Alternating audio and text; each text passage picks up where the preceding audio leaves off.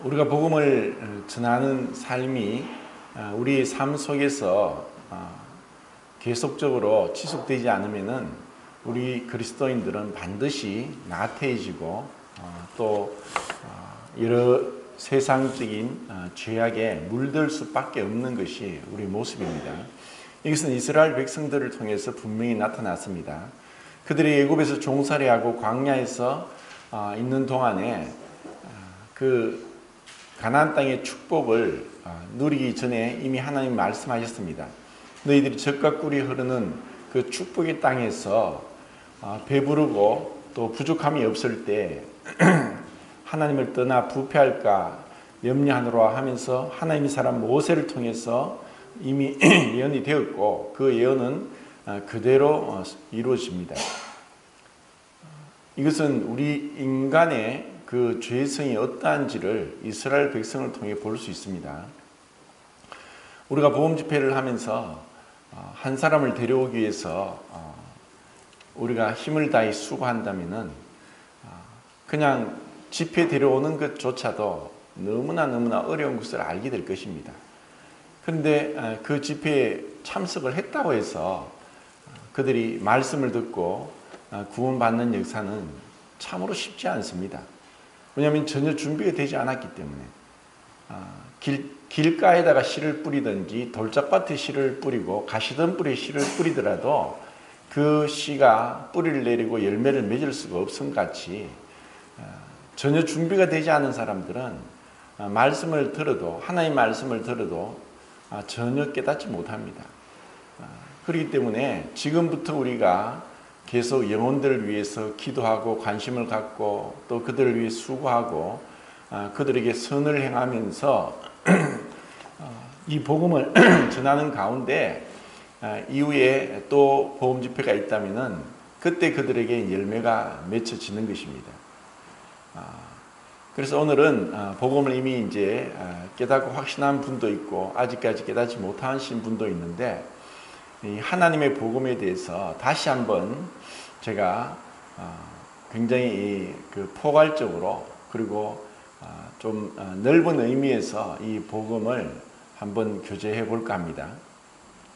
갈라디아서 1장 4절 5절 말씀을 찾고 읽겠습니다.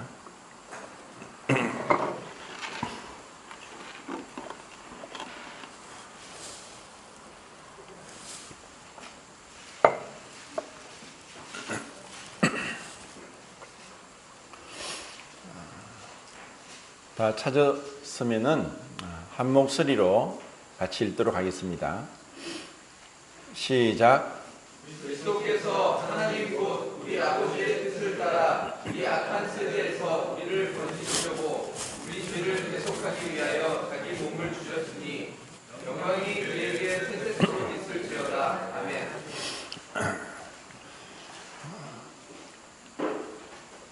그리스도께서 하나님의 뜻을 따라 이 악한 세대에서 우리를 건지시기 위해서 자기 몸을 들이셨다. 복음을 한마디로 얘기하면은 그와 같습니다. 그리고 이 복음은 하나님께서 먼저 죄가 무엇인지를 깨닫게 해주지 않는 이상, 그리고 이 세상이 얼마나 악하고 타락했으며 또 내 자신이 하나님을 떠나 얼마나 부패한 죄인인가를 깨닫기 전까지는 알 수가 없습니다. 우리는 늘 생각이 자기 중심적이고 또 자기 스스로 옳다고 하고 그리고 자기의 결점을 보기보다는 남의 결점을 보는 데 더 빠릅니다. 자기 눈에 있는 덜보는 깨닫지 못하고 남의 눈에 있는 티는 보는 것이 우리 죄인의 모습입니다. 이런 가운데 하나님 말씀이 계속 비추어질 때 그때서야 내 자신이 어떠한 자인지 알게 됩니다. 이것은 구원받기 전과 구원받은 이후도 동일합니다. 구원받은 이후에도 하나님 말씀으로 자기의 모습을 비추고 자기가 어떠한 자인지 깨닫지 못하는 자들은 절대로 변화가 없습니다.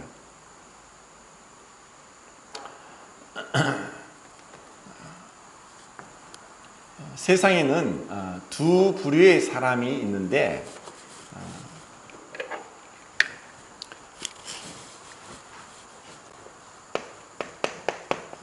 첫 사람이 있고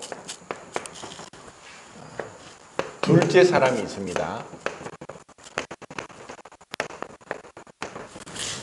이 세상의 모든 사람은 첫 사람에 속했든지 아니면 둘째 사람에 속했든지 이 둘 가운데 다른 부류의 사람은 없습니다. 첫 사람은 우리가 아는 대로 아담입니다. 그리고 둘째 사람은 고린도전서 15장에 예수 그리스도를 둘째 사람이라고 말씀하고 있습니다. 왜 이렇게 나누고 있느냐? 그것은 첫 사람 아담은 하나님을 떠나서 죄 가운데 빠졌는데 죄를 두 가지로 말을 할 것 같으면은 하나님으로부터 독립이고 그리고 불순종입니다.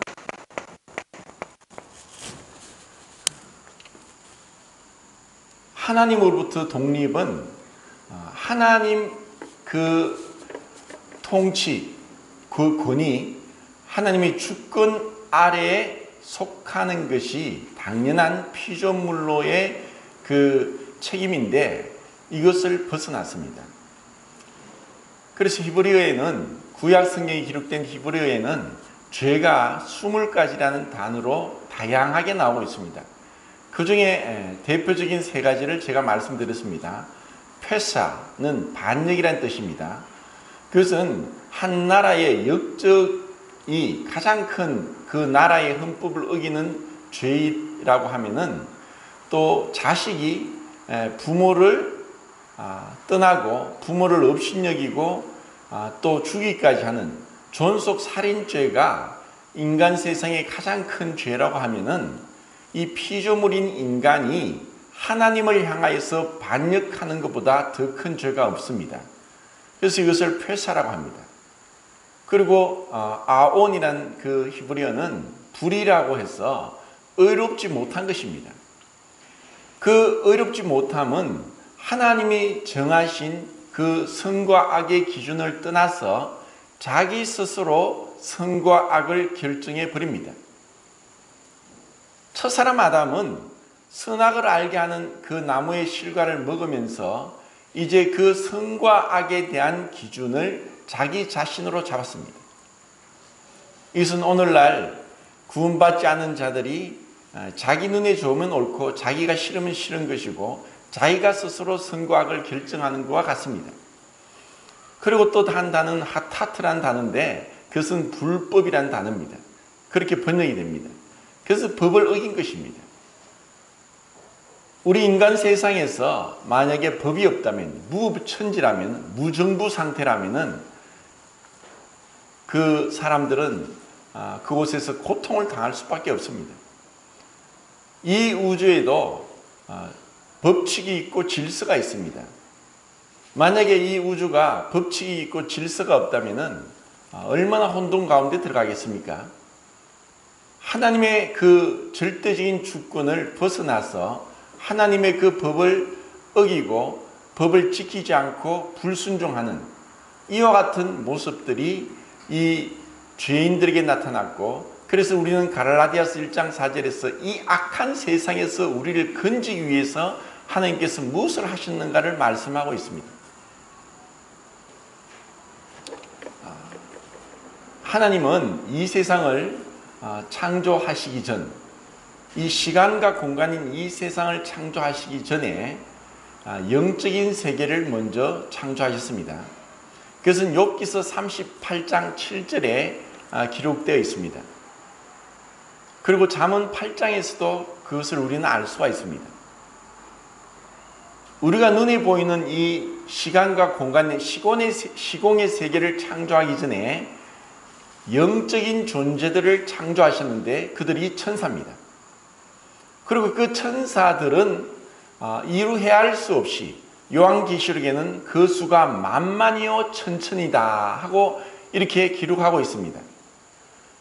이루 헤아릴 수 없는 그 천사들을 창조하셨는데 그것은 하나님이 영이신 것처럼 영적인 존재입니다.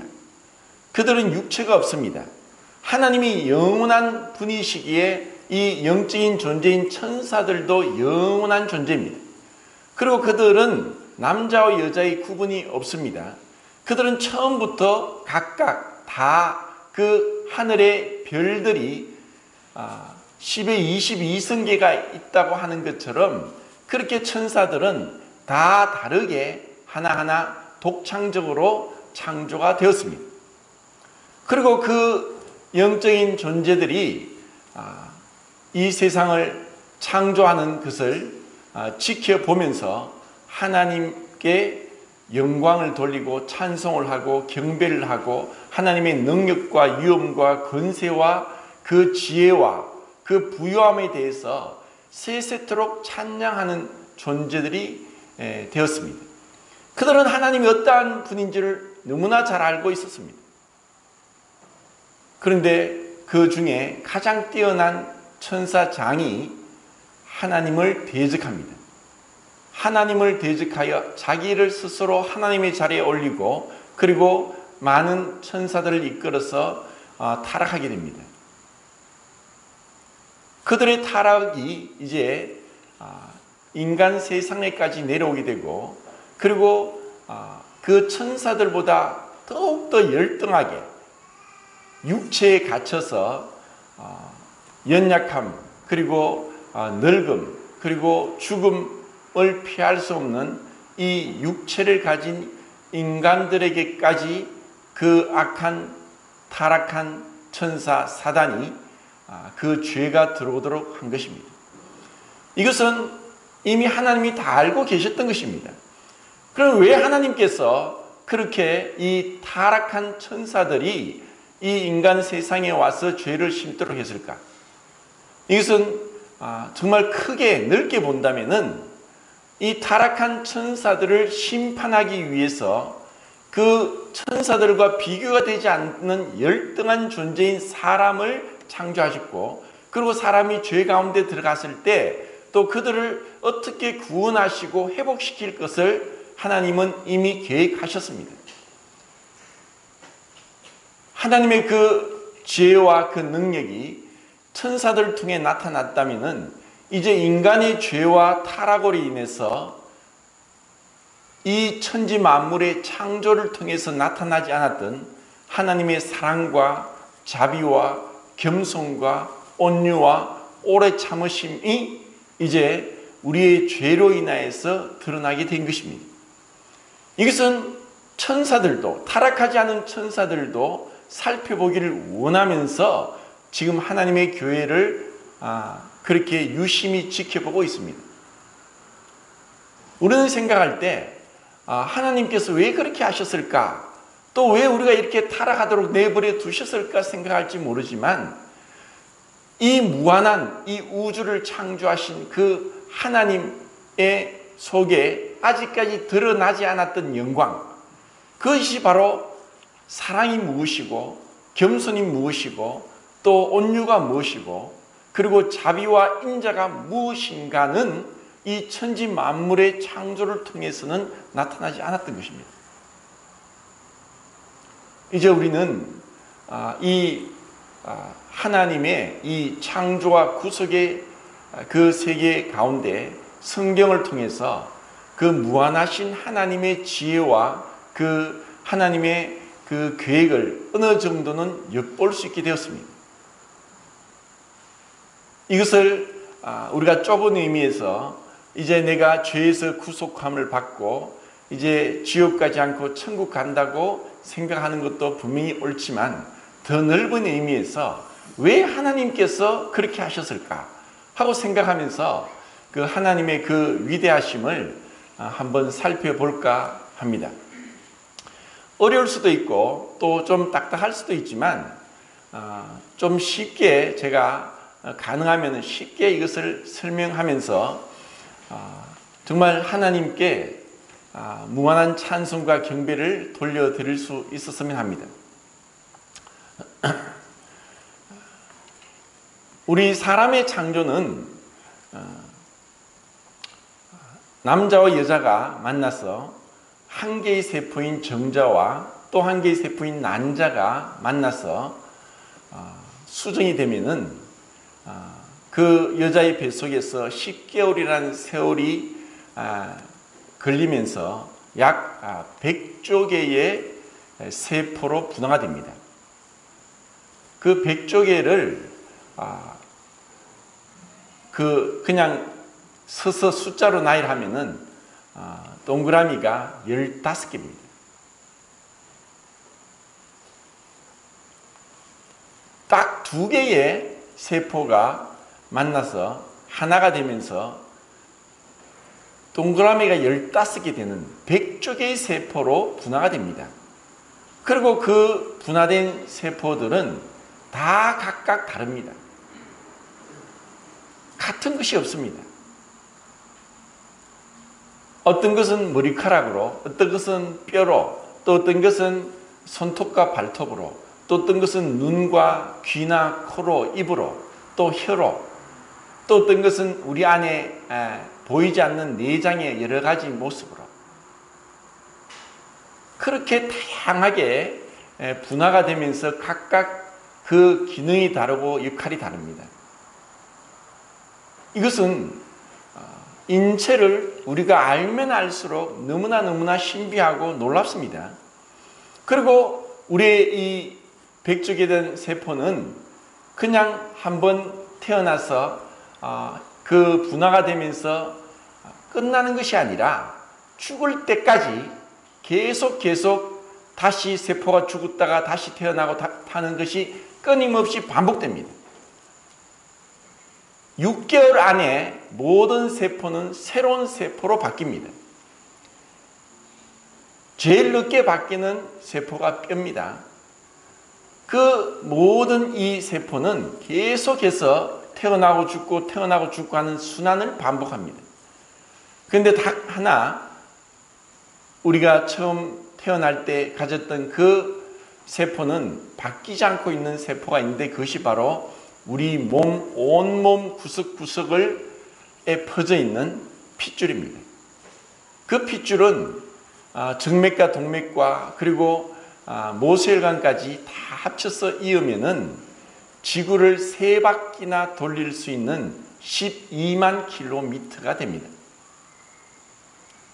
만약에 그 중에 어느 하나라도 막히든가 터지면은 뇌졸 중풍이라고 해서 뇌출혈이나 뇌경색이 되었을 때 우리는 생명을 잃을 수도 있고 반신불수가 될 수도 있고 말을 못할 수도 있고 듣지도 못할 수도 있고 볼 수도 없게 되는 그렇게 너무나 세미한 가운데 있는 이 혈관들을 봅니다.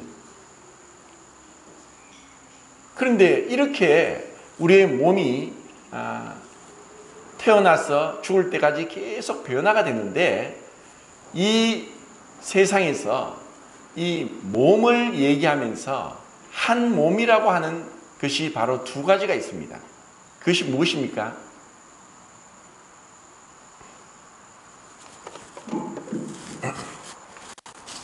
한 몸은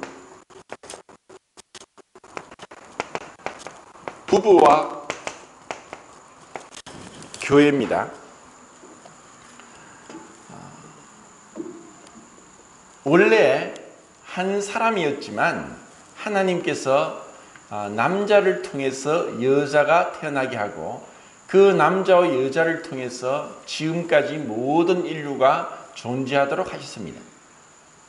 그리고 하나님은 그 남자와 여자가 한 몸이 되도록 결혼 제도를 제일 먼저 인간에게 제정하셨습니다. 분명히 2사람이지만 한 몸이라고 말씀합니다. 그리고 또 한 몸이 있는데 그것은 바로 그리스도의 몸인 교회입니다. 왜 이렇게 하나님이 하셨을까? 에베소서를 보면은 하늘에 있는 것이나 땅에 있는 것이나 모든 것이 그리스도 안에서 통일되게 하려 하십니다. 하나님의 그 천지 창조, 첫 번째 창조에 있어서 하나님께서 우리에게 주고자 하셨던 것은 이제 구속을 통해서 이제 그리스도 안에서 한 몸인 교회로서 영원토록 하나님 앞에 세워질 수 있도록 계획하신 것이 하나님의 창조의 목적이었습니다. 자, 이제 이 몸을 한번 생각해 보겠습니다. 우리의 몸에는 제가 조금 전에 말씀드린 것처럼 다 다양한 기관들이 있고 그것은 다 다릅니다. 처음엔 하나로부터 두로부터 시작되었지만 그것은 다 다릅니다. 다 기능이 다르고 모양이 다르고 또 그 형태가 그리고 또 색깔이나 또 그런 구성 요소가 다 다릅니다. 같은 것이 없습니다. 우리 몸에서 정말 부드러운 혀와 같이 부드러운 것이 있는 반면에 뼈와 같이 딱딱한 것이 있고 손톱처럼 날카로운 것이 있고 그리고 큰 그런 기관인 뼈도 있고 정말 작은 눈에 보이지 않는 시신경의 그 세포 같은 경우는 원추세포와 간상세포가 있는데 간상세포는 1억 300만 개가 있고 원추세포는 700만 개가 있습니다. 그것은 명암을 구분하고 색깔을 구분하는 그런 작은 세포가 이 세상을 볼 수 있도록 하나님이 창조하셨습니다. 그리고 우리의 귓바퀴 안에 있는 중요한 뇌 안에는 세방고리관이라고 해서 그 고리 모양이 세 개가 직각으로 서로 XYZ축처럼 그렇게 되어 있고 그 안에는 신경세포가 있고 그리고 그 안에 림프액이 흐르고 그리고 상하 좌우로 움직일 때마다 림프액이 청신경세포를 건드려서 내가 어디로 기울었는지 똑바로 서 있는지 옆으로 기울었는지 뒤로 넘어가는지 앞으로 넘어가는지를 알 수 있도록 하셨습니다. 이것은 참으로 놀라운 하나님의 그 창조의 완전한 설계 가운데 이루어져 있습니다. 제가 전에도 말씀드렸듯이 2015년도에 해마다 열리는 재난 로봇 경연대회에서 13개 나라가 참석했고 24개 그 인조 로봇이 그곳에 출전했습니다. 우리나라도 카이스트에서 휴보2라는 그 인조 로봇을 출전을 시켰는데 그곳에는 재난 시에 8가지 미션을 다 완성하고 가장 빨리 완수하는 로봇이 1등상을 받게 되어 있습니다. 분명히 우리나라는 미국이나 일본이나 독일의 이 로봇 산업이 뒤처져 있습니다. 그런데 그때 우리나라에서 출전한 휴보2가 1등했습니다. 8가지 미션은 그 인조 로봇이 자동차를 타고 시동을 걸고 운전을 해서 어떤 건물까지 가고 그 건물에서 뛰어내려서 건물 안에까지 뛰어들어가서 더리를 잡고 벽을 뚫고 다시 더리를 내려놓고 돌아와서 차를 몰고 출발 지점으로 다시 돌아오는 이 8가지 미션을 다 완수를 해야 되고 그리고 제일 빨리 완수한 로봇이 1등입니다. 근데 우리나라의 휴보2가 그 모든 걸 다 완성하고 가장 빨리 돌아왔습니다. 참 자랑스러운 일입니다. 그런데 다른 나라에서 출전한 그 로봇 중에서는 그것을 다 완수하지 못한 로봇들이 한 반 이상이 되었답니다. 그 중에 무엇이 가장 어려웠느냐? 차를 타고 시동을 걸고 운전을 하고 또 건물 안에 뛰어들어가고 더리를 잡아서 벽을 뚫고 다시 돌아와서 차를 몰고 오는 이런 것들은 다 했는데 한 가지 걸려서 가장 많이 실패한 그 미션이 차에서 뛰어내리는 것입니다. 우리는 생각할 때 뛰어내리는 게 무엇이 그렇게 어렵나 할지라도 전부 쇳덩어리로 만들어진 그 인조 로봇이 뛰어내리면서 균형을 잡도록 설계하는 것이 너무나 어려웠던 것입니다. 그러니까 그것이 해도 안 되니까 차에서 내릴 때 널판지를 쫙 펴서 그 널판지 비스듬한 널판지를 뚜벅뚜벅 걸어 내려오는 로봇도 있었습니다.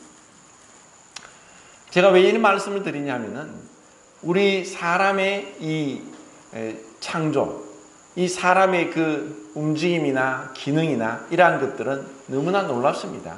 하나님의 형상과 모양대로 창조되었기 때문에 하나님께서 무에서 유를 창조하시고 그리고 다양한 식물들을 창조하시고 동물들을 120만 종 되는 그 갖가지 동물들을 창조하시고, 그리고 이 우리의 태양계에 수성, 금성, 지구, 화성, 목성, 토성, 천왕성, 해왕성까지 8개 행성을 창조하시고, 해왕성 넘어서 카이프 벨트라고 하는 30AU에서 50AU 되는, 1AU는 태양과 지구의 거리는 1억 5천만 킬로미터입니다. 거기 되는 카이프 벨트에 있는 소행성들, 그리고 그 카이프 벨트를 넘어서 오르트 성운대에 있는 수많은 먼지와 또 작은 유성들, 이런 태양계를 창조하시고, 이런 태양계가 있는 우리 은하계에 태양과 같은 항성이 1000억 개가 되도록 창조하셨고, 이런 은하계가 또 2000억 개 이상이 되도록 끝도 없는 그런 137억 광년 되는 1광년이 빛이 1년 동안 가는 거리이기 때문에, 빛이 1초 동안 30만 킬로미터를 가면은 1년 동안 가는 1광년 거리는 9조 5천억 킬로미터 됩니다.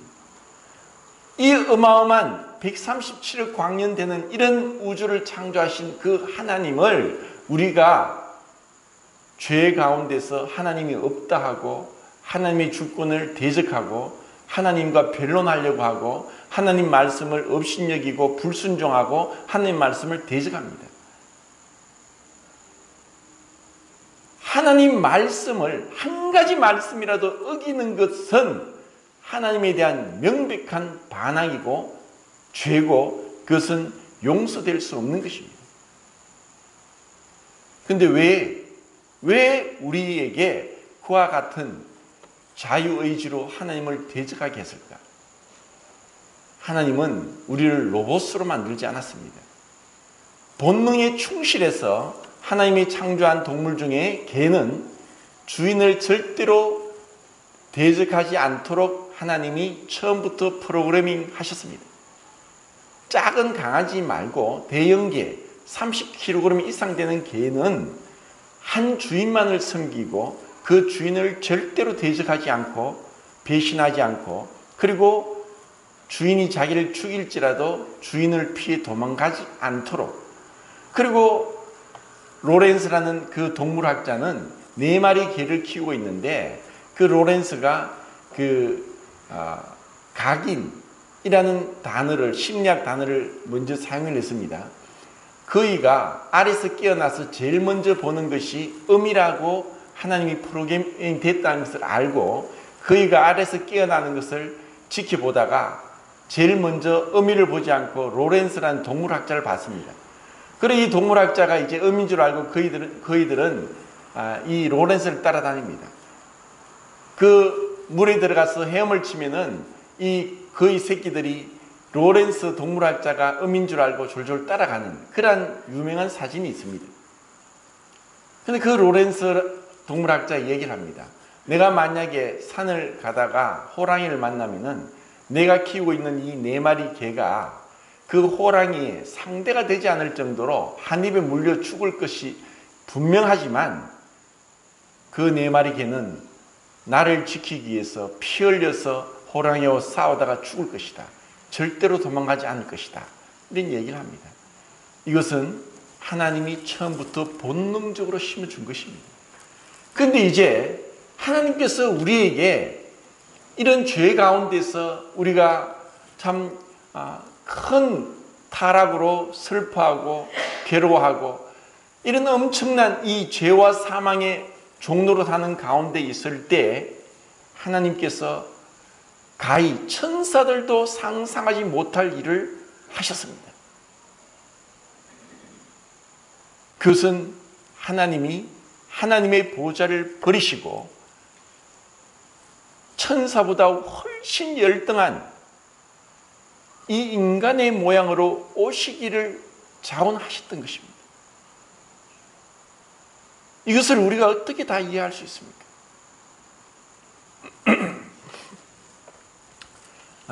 제가 신약 성경이 기록된 헬라어에서 사랑을 4가지로 말씀을 드렸는데 기억나시는지 모르겠습니다.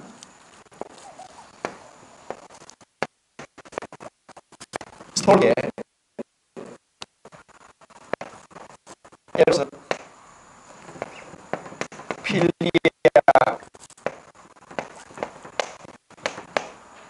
아가페. 이 에로스를 남녀간의 사랑이라고 하고 필리아를 우정이라고, 남자간의 우정, 여자간의 우정이라고 표현하고, 스톨게를 부모가 자식을 향한 사랑이라고 표현하고, 그리고 아가페를 하나님이 우리 인간을 사랑하는, 피조물을 사랑하는 사랑으로 그렇게 네 가지 단어가 있다고 말씀을 드렸습니다. 그런데 이런 스톨게나 에로스나 필리아는 하나님의 아가페 사랑에 대한 그림자입니다. 어떤 분들은 사진 촬영에 관심이 많아서 비싼 돈을 주고 고가의 카메라를, 망원 렌즈를 구입하는 사람을 봤는데, 산과 들과 식물과 또 온갖 새와 동물들을 촬영해서 사진으로 찍어내는 그런 사람들의 그 솜씨는 참 놀랍습니다. 그런데 그 사진은 실물과 똑같고, 그것을 보면은 산인지 바다인지, 그리고 동물인지 식물인지 사람인지 다 알게 됩니다. 그런데 그 사진은 실물과 똑같지만 그 사진은 2차원에 표현되어 있고 실물은 3차원입니다. 그러나 실물을 보기 전에 사진을 보고서도 우리는 이 실물이 어느 정도인가는 짐작을 할 수가 있습니다. 그것이 바로 하나님이 부모에게 심어준 그 스톨게라는 그 사랑을 통해 알 수가 있습니다. 지금은 우리가 고령화 사회로 접어들면서 점점 고령화 인구가 많아지고 있고 80대, 90대 노인들을 흔히 볼 수 있습니다. 그런데 오래전 고려시대 때는 고려장이라고 해서 60이 되면은 장사 지내도록 하는 그러한 법을 만들었습니다. 이제 60이 된 노모를 이제 장사를 지내야 되는데 아들이 지게에다가 그 어머니를 태우고 이제 장사를 지내기 위해서 멀리 산속으로 들어갑니다. 이 아들이 생각하기는 이제 나라 법이 60세 장사를 지내야 되니까 이 어머니를 멀리 산속까지 깊이 데리고 가서 이제 지게에서 내려놓고 절을 하고 이제 돌아섭니다. 그곳에서 이제 그 어머니가 굶어 죽도록 그렇게 하는 것이 고려장이었습니다. 이제 아들은 이제 눈물 머금고 돌아섰는데 그 지게에 실려서 왔던 어머니가 아들에게 얘기합니다.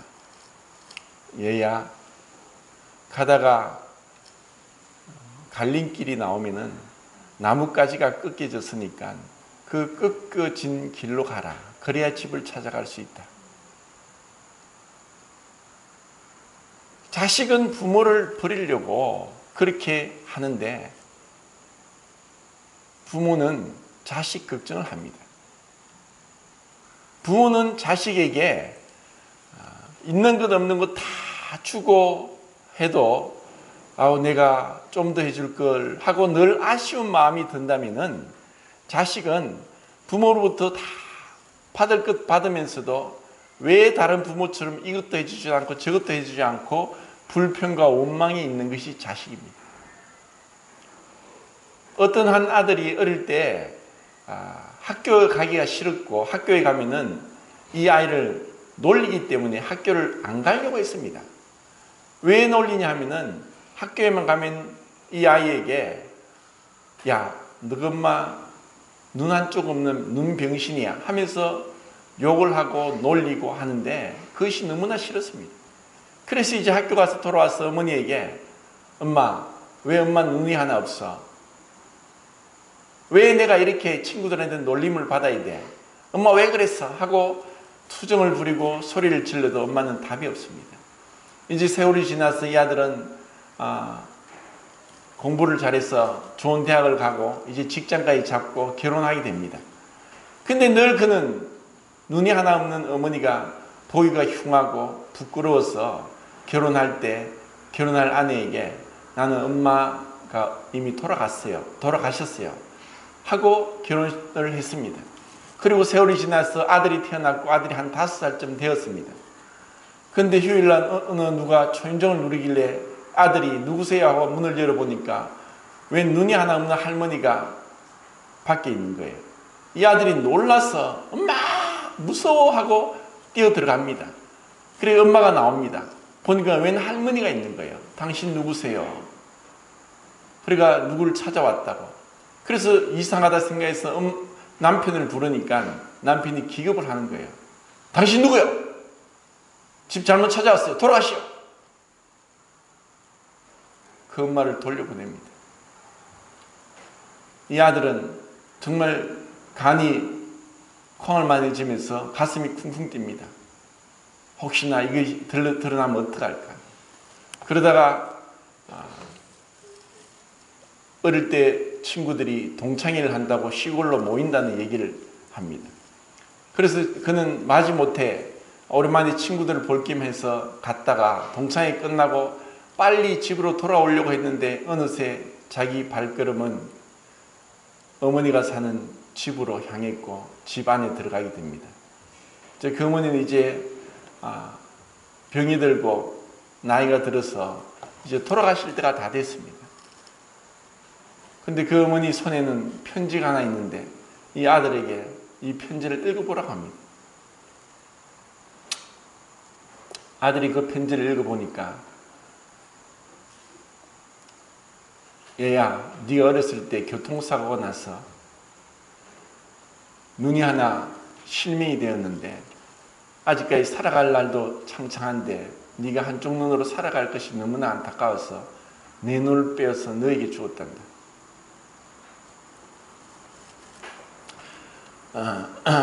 우리는 이런 이제 얘기를 들으면서 부모의 그 사랑이 어떠한지는 조금은 알게 되고 또 이것은 우리가 관계를 통해서 사랑이 무엇인지를 배우게 하신 것입니다.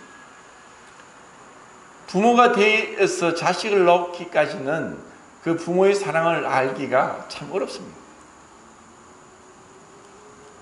우리의 죄는 처음에 자기 몸에서 난 그 여자를 보고 아담이 내 뼈 중에 뼈, 내 살 중에 살이라고 했고 둘 다 벌거벗어서 난 부끄러워하지 않았다고 했습니다.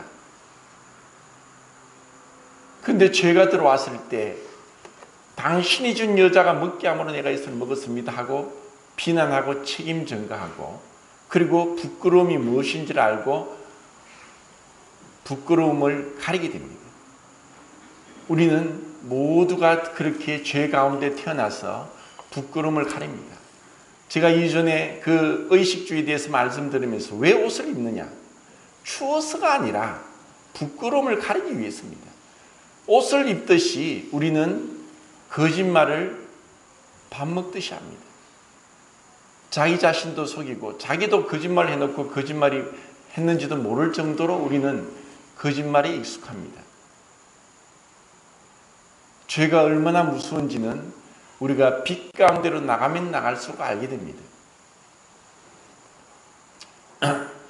이렇게 이 죄는 작은 것에부터 큰 것까지 다양하게 진정한 하나님의 그 능력과 하나님의 사랑과 자비와 인자하심을 볼 수 없게 했습니다. 하나님 말씀을 하시는데도 하나님께서 하늘 보좌를 부리고 이 땅에까지 오셨고 우리를 위해서 그 물과 피를 다 쏟기까지 하셨는데도 불구하고 인간들은 부족하다 하고 원망하고 하나님을 향해서 왜 그렇게 미련하게 십자가의 구원이 왜 그래 미련하고 어리석냐 하고 그렇게 하나님을 대적하고 있습니다. 그 하나님의 사랑에 대해서 완전히 그 돌짝밭 같은 마음에서 감동도 없고 눈물도 없습니다. 주님은 말씀합니다. 피를 부르도 춤을 추지 않고 곡하여도 울지 않는 세대라고 했습니다.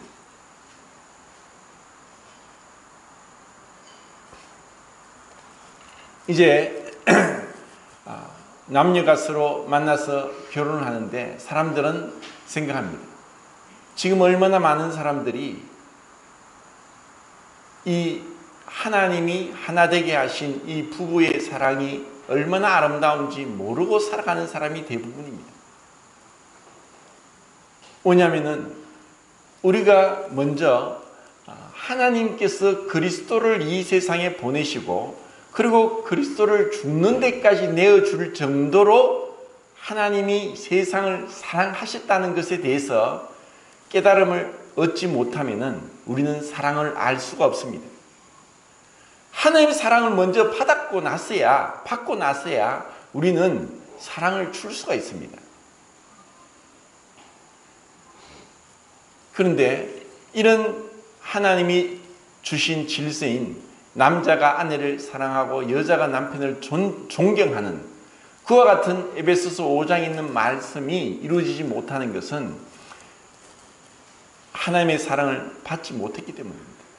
만약에 우리가 남자가 하나님의 사랑이 그 마음에 부음바 되고 가득 넘침바 된다면 아내가 아무리 잘못해도 아무리 못나도 아무리 부족해도 아내를 위해서 자기의 목숨을 버릴 정도로 사랑할 수 있는 것이 진정한 남자의 사랑입니다. 이런 남자의 사랑을 받을 때 아내도 남자를 존경하게 됩니다. 존중하게 됩니다. 그리고 옛날 개혁성경에 경외한다고 했습니다. 이런 사랑과 존경의 그 관계가 이 부부를 통해서 나타나도록 하셨는데 이것이 곧 그리스도와 교회의 비밀이고 남자 여자의 그 결혼은 이 그리스도와 교회가 어떻게 참된 연합과 한 몸으로 이루어지는가에 대한 하나의 모델입니다. 이것은 사람보다 월등하게 뛰어나게 지음을 받은 천사들도 깨닫지 못합니다. 이제 교회는 한 몸이라고 합니다. 우리의 몸의 기관이 다 다르듯이 성도들이 많든 적든 다 개성이 뚜렷하고 직업이 다르고 성격이 다르고 부모의 유전적인 영향과 환경적 요인이 다르고 그리고 지식의 정도가 다르고 그리고 교양의 정도가 다르고 본성적인 그러한 영향이 다 다릅니다. 그런데 서로 한 지체가 되어서 사랑하도록 명령을 받았고 그리고 그 사랑을 이루어 가도록 우리는 주님 오실 때까지 그 명령에 순종을 해야 됩니다.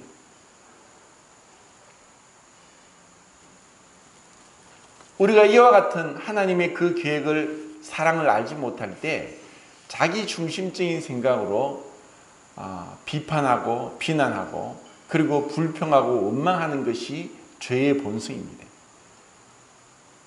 주님의 사랑이 우리 마음에 가득 찬다면 남이 어떻든 상관이 없습니다. 마치 부모가 아무리 자식이 페류나처럼 하고 다른 사람들이 손가락질할지라도 그 끝까지 자식을 변호하고 감싸줄 수 있는 것은 부모의 사랑입니다. 우리에게 그와 같은 그리스도의 사랑이 넘친다면 이 교회는 서로 사랑하고 함께 연합되고 친밀하게 가까이 지낼 수 있을 것입니다. 이것을 우리는 주님께서 명령하신 그 명령에 순종하면서 이루게 됩니다. 그리고 이렇게 하기 위해서 우리에게 또 놀라운 말씀을 하시는데 우리가 구원받은 것은 이러한 십자가의 사랑을 깨닫고 주님 앞에 굴복했을 때입니다. 이 복음은 하나님 앞에 내 자신이 스스로 자발적으로 굴복하면서 나의 주인이요 나의 구세주요 나의 하나님이요 나의 왕이라고 나의 주인이라고 그분 앞에 고백하는 것이 진정한 구원입니다.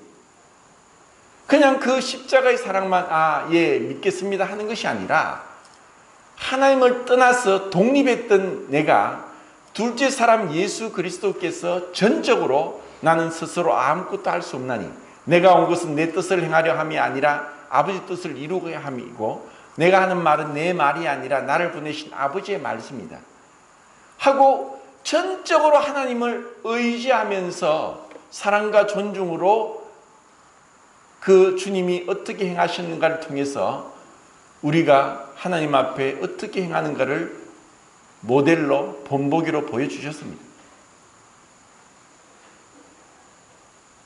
그러면서 우리의 생각과 판단에 상관없이 주님 앞에 자발적으로 순종하는 것입니다. 이것이 사실 첫 번째 구원이고 이것은 죄의 형벌로부터의 구원이라고 합니다. 우리가 믿음으로 주님 앞에 굴복하고 순종했다면 주님은 우리를 영원한 구원 가운데로 인도하십니다. 내 말을 듣고 또 나보된 시리를 믿는 자는 영생을 얻었고 심판에 이르지 아니하느니 사망에서 생명으로 옮겼느니라. 내가 진실로 진실로 너에게 이르노니 죽은 자들이 하나님의 아들의 음성을 들을 때가 오느니 곧 이때라. 듣는 자는 살아나리라 하면서 이 말씀을 듣고 순종했을 때 우리에게는 영원한 구원이 이루어집니다. 그러고 나서 또 우리는 죄의 그 권세로부터 구원을 받아가기 위해서 하나님 앞에 말씀에 자기를 굴복시키고 나가는 생활 속의 구원이 필요합니다. 이것은 부부가 결혼하고 또 교회 안에 여러 지체들이 서로 사랑하는 것처럼 이것을 통해서 이 부부의 결혼 관계와 교회 생활을 통해서 이 죄의 권세로부터 어떻게 구원받아 가는가를 우리에게 실제 경험하도록 하셨습니다. 하나님의 사랑은 아브라함에게 먼저 약속을 하십니다. 그리고 그 약속대로 구원하시고 구원 이후에 사랑하신다 하고 이제 말씀을 하시는데 창세기 12장에서 아브라함을 일방적으로 불렀습니다. 그리고 7가지 약속을 합니다. 그리고 640년이 지나고 난 뒤에 모세를 통해서 애굽에 종살이하는 자들을 구원하실 때 아브라함과 이삭과 야곱에게 맹세한 맹세를 지키기 위해서 구원한다고 했습니다. 그리고 40년 동안 광야 생활 이후에 모압 평지에서 모세를 통해서 하나님 말씀합니다. 내가 너희를 사랑해서 애굽에서 구원하였다고 하십니다. 결국 그 사랑은 구원이고 사랑은 약속입니다. 약속을 신실하게 지키는 것이 바로 사랑입니다. 그리고 하나님이 우리와 약속을 했다는 것은 전능하신 하나님이 스스로를 제한시키고 스스로 약속에 자신을 구속한 것입니다. 이것은 엄청난 축복입니다. 우리는 주님의 은혜로 서로 부름을 받아서 한 몸의 지체가 되었습니다. 부부로서 또 한 교회의 성도로서 이렇게 하나님이 하나 되게 하셨고 유대인이나 헬라인이나 다 한 성령으로 세례를 받아 한 성령을 마시게 하셨고 한 몸이 되게 하셨다고 고린도전서 12장 13절에 말씀하고 있습니다. 부부가 한 몸인 것처럼 이 교회도 한 몸이고 한 지체가 되었고 그리고 주님이 이 하나가 된 지체가 내가 내 몸을 사랑하고 아끼고 보양하듯이 다른 사람을 내 몸과 같이 아끼고 사랑하는 것이 바로 부부 사랑이고 교회 성도 사랑입니다. 이것을 안다면은 이제 우리가 이 사랑에 걸림이 되는 것이 아직까지 구속받지 못한 우리의 몸은 제가 전에도 말씀드렸듯이 소마, 프시케,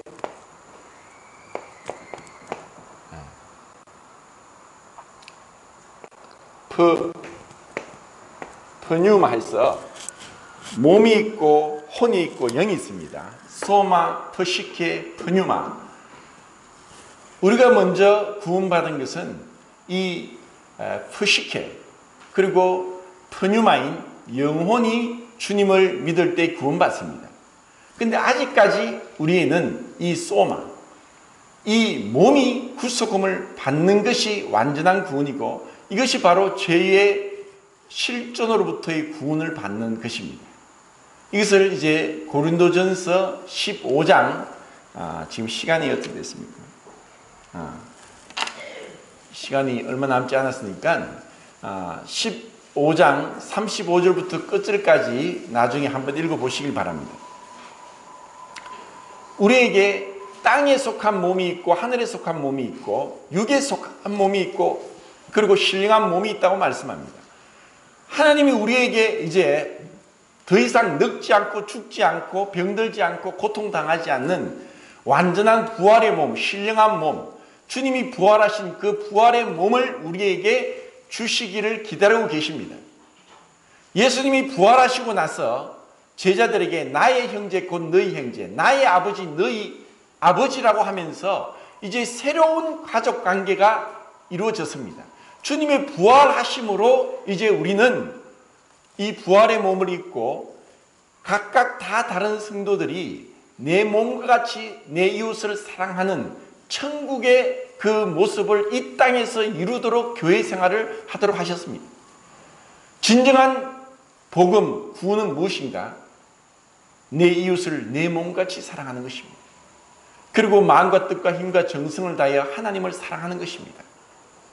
그 사랑을 받았기에, 사랑이 무엇인지 알기에 주님이 우리를 위해서 자기의 하늘 보좌를 버리시기까지, 그리고 물과 피를 다 쏟기까지 고난 받으심은 바로 우리를 향한 사랑입니다.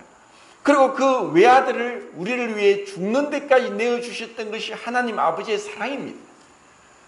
이 완전한 희생, 계산하지 않고 실패하지 않고 그리고 중도에서 포기되지 않는 영원하고 완전하고 실패하지 않는 이 사랑이 그리스도를 통해서 나타났고, 이것을 우리가 받았고 깨달았기 때문에 어떠한 가운데서도 우리는 주님을 배반하지 않고 욥처럼 설사 그분이 나를 죽이실지라도 나는 주님을 신뢰하겠습니다. 내가 일정한 음식보다 하나님 말씀을 더 귀하게 여겼습니다. 주님, 제가 주님을 사랑합니다. 나 같은 자를 살리신 그 은혜 너무나 놀랍습니다. 영원토록 찬양합니다. 내 몸과 내 모든 것을 다 드릴지라도 이 사랑을 다 표현하지 못하겠습니다 하고 우리가 고백하면서 주님께 영광을 돌려드리는 것입니다. 그리고 우리는 그렇게 부활의 몸을 입고 천사보다 더 뛰어난, 천사들은 부리는 종으로 지음을 받았지만 우리는 하나님의 아들이 되어서, 하나님의 아들들이 되어서 유일하게 독생자 그 예수 그리스도와 동등한 신분으로, 그런 자격으로 하나님을 아버지라고 부르면서 영원토록 그 한 몸의 사랑 가운데 들어가도록 하신 것이고, 그리고 이 세상 만물을 다스리는 권한을 우리에게 주셔서 우리로 하여금 하나님의 창조를 바라보고 경배하도록 하신 것입니다. 우리는 단순히 지옥 가지 않고 천국 가는 것이 아니라 하나님의 아들들이 된 것이고, 그리고 하나님의 창조를 다스리는 권한을 부여받은 자로서 우리를 창조하셨습니다. 이것이 창조와 구속의 비밀입니다. 이제 베드로전서 1장 1절부터 9절까지 말씀을 읽고 마치도록 하겠습니다. 베드로전서 1장 1절부터 9절까지입니다.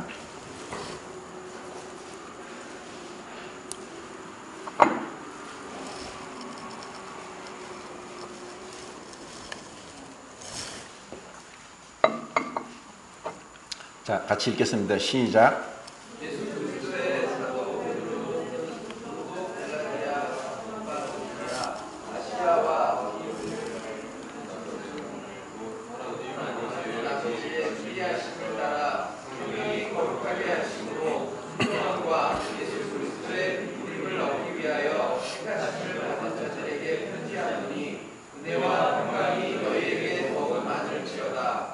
우리 주 예수 그리스도의 아버지 하나님을 찬송하리라.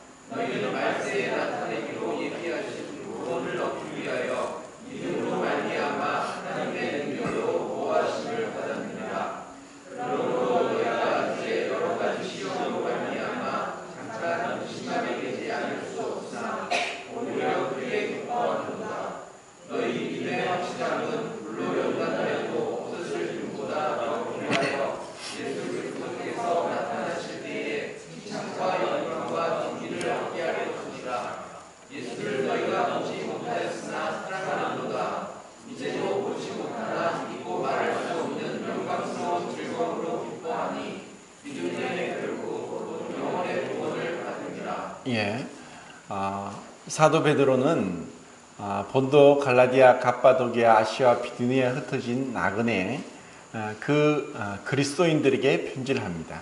그러면서 하나님 아버지의 미리 아심과 성령이 거룩하게 하심으로 순종함과 예수 그리스도의 피 뿌림을 얻기 위해 택함을 받은 자들에게 은혜와 평강이 더욱 많을지어다 하면서 편지를 쓰고 있습니다. 우리의 구원은 하나님의 미리 아심, 그리고 성령이 거룩하게 하심으로 순종함, 그리고 예수 그리스도의 피 뿌림을 얻기 위하여 택하심을 받은 한 삼위일체 하나님의 그런 사역으로 인해서 우리의 구원이 이루어졌습니다.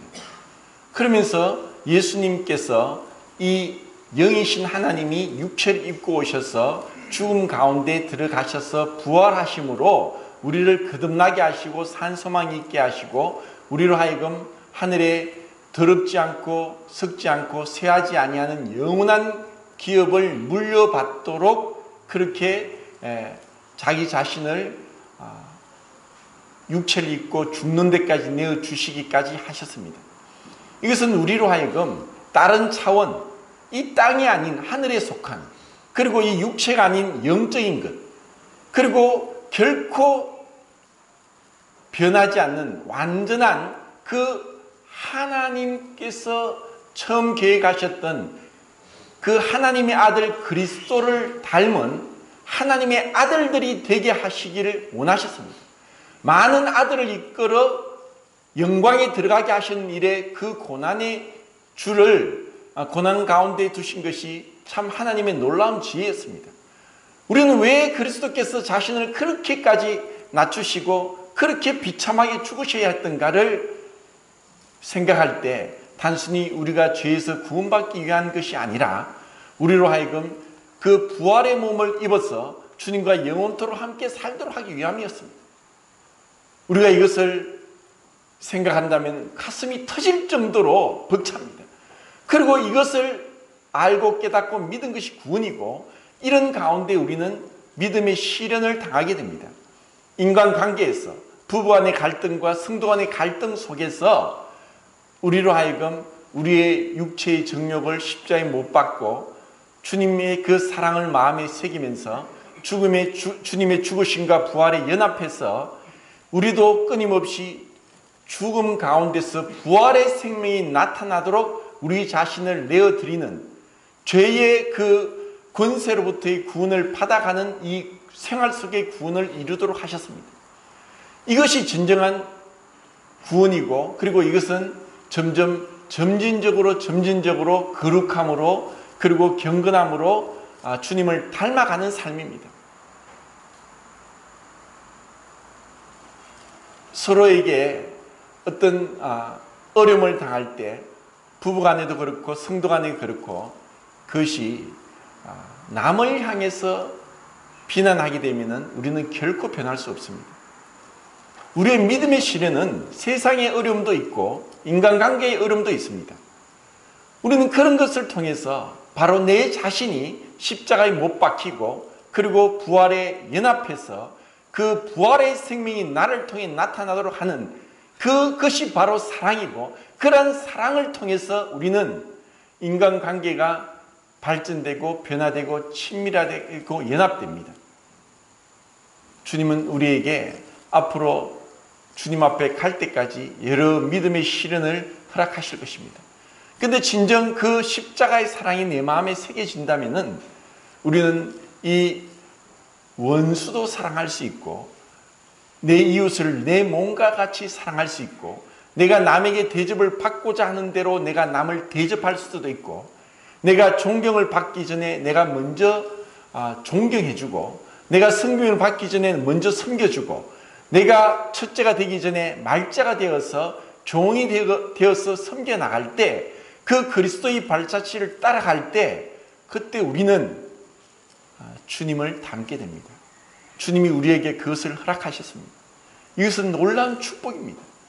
내 안에서 그리스도의 형상이 새겨지고 그리스도의 그 빛과 향기가 드러나는 그 삶, 그것이 이제 구원에 이르도록 자라가는 것이고 하나님을 아는 것과 믿는 것에 하나가 되어 온전한 사람을 이루어서 그리스도의 장성한 분량에까지 자라가는 것입니다.